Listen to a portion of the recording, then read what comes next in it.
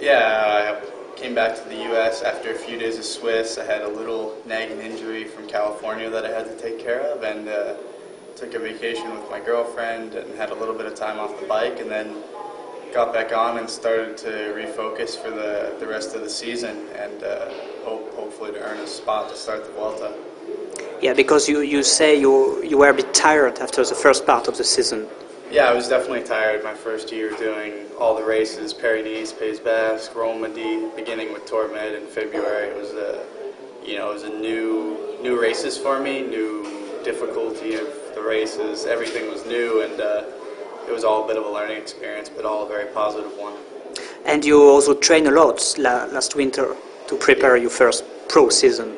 Yeah, I did what I normally do. I mean, it's our job, and you have to put in the kilometers and prepare the way you know is necessary to be able to compete at the top level when the season starts. So just did everything like I normally do, and it worked pretty well. And you had some good results just since the beginning.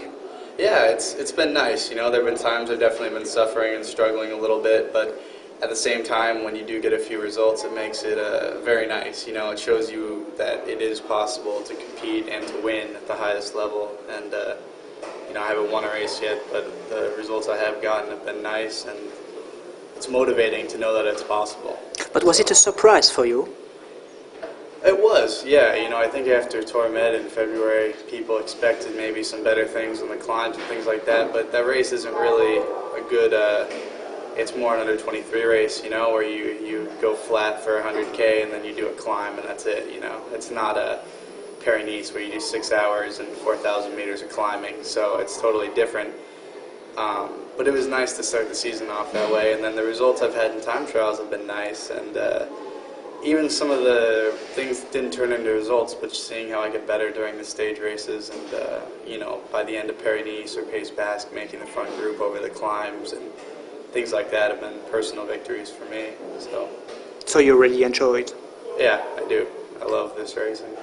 What about the second part of the season? You spoke about Vuelta?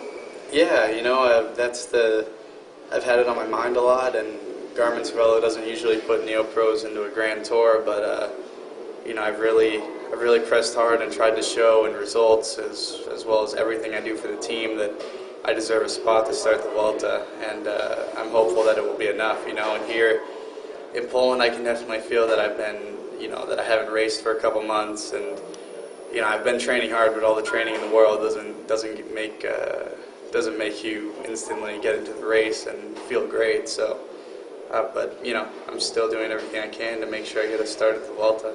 And you're not scared to go to a Grand Tour for your first Neo-Pro season? No, I think it's pretty necessary. I mean, you don't want to line up at the Tour de France as your first Grand Tour, and being American, I probably will do Tour of California instead of the Giro in the future, at least for a few years.